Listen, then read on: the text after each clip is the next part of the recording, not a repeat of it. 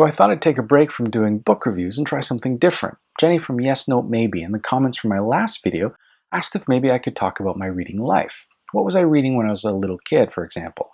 And I thought this is a great idea. Generally, this tends to lend itself towards a tag video, but I found that once I got started, I had way too much to say, so I said, forget it, let's just run with it. Consider this Reading Live's primary school edition. Because in order to talk about my reading life, I need to tell you about my parents' reading lives. You see, my parents are huge Anglophiles, and they come by it honestly because they're Korean. You see, Koreans are almost cultish in their fervor surrounding the English language. I mean, they just love it. I know of native English speakers that have lived in Korea for years that still haven't picked up the language because they simply haven't been given the opportunity. Everybody wants to talk to them in English, to try out new phrases or slang words. I can guarantee you right now, there is someone in Korea unironically trying to use YOLO in a sentence. English native speakers can often be suspect of their newfound Korean friends, and after a while get that sneaking suspicion that they're only being used to try out new English phrases. The university that was nearby when I was staying in Korea had something called a time club, whereby a group of university students would gather and dissect an issue of English language Time magazine page by page. I mean, do university students not a party or what? And when I taught at an all-boys middle school, I don't even speak Korean. I was only there for pronunciation, and I swear I could have spent an entire semester emphasizing to them that fruit and flute are not pronounced the same. So yeah, as far as my folks are concerned, English is in their blood.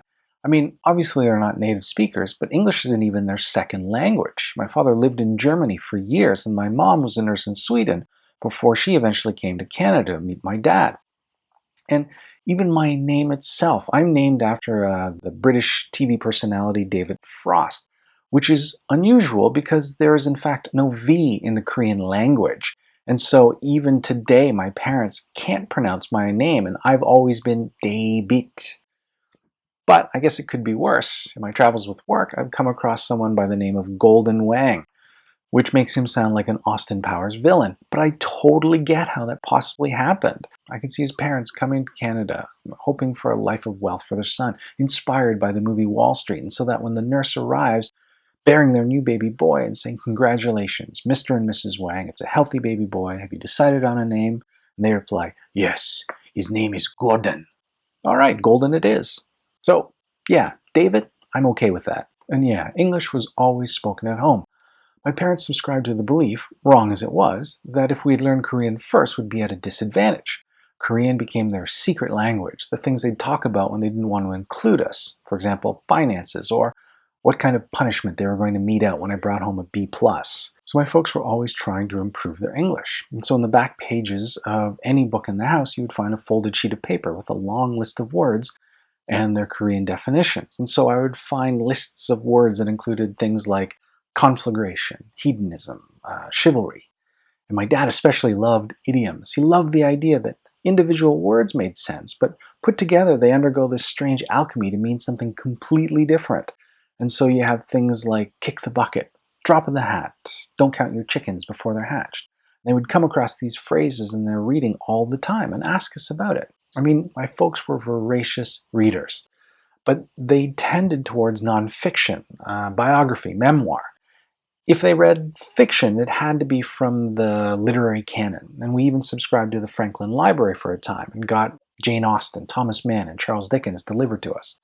And of course, encyclopedias, back when encyclopedias were actually sold door to door. We had a full Encyclopedia Britannica lining the shelves by our fireplace. Think of it as a leather-bound wiki.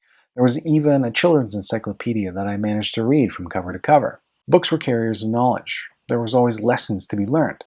I read recently that Korea has a literacy rate of 98%, but in a polling of 30 different countries came in last for hours per person spent reading. By the way, India came in first, the UK 26th, the United States 22nd, and Canada, hooray, 20th. There's this notion in Korea too, by the time you reach university, reading is just a frivolous waste of time. This is time better spent learning math equations and whatever the Korean equivalent of the LSAT was. And I think my parents sort of subscribed to that belief as well. So reading fiction came under the cover of studying English.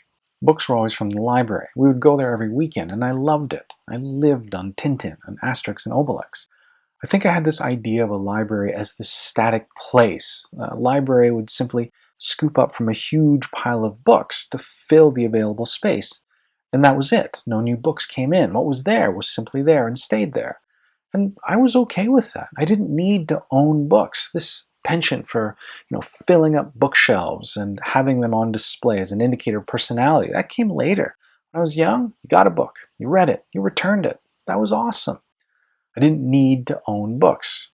And even in high school, I would live there. I loved the rare book room with the huge oak tables. I could use the card catalog like a pro.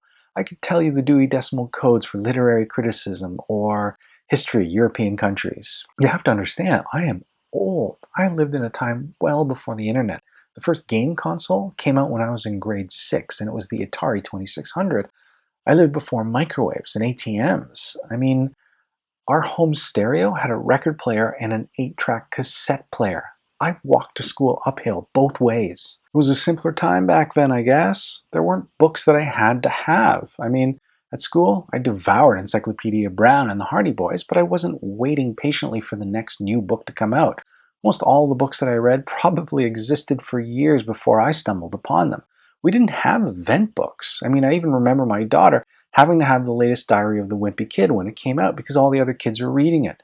Nothing like that. When we went to the store, it wasn't a book that I was after. If anything, it was a quarter so I could play Space Invaders. So yeah, reading, language, words, even the way words were put together was something that I appreciated and was conscious of from a very, very young age. And that's thanks to my parents and them trying to learn the English language as non-native speakers.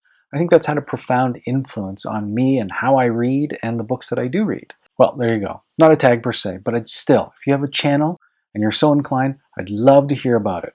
Hashtag reading lives.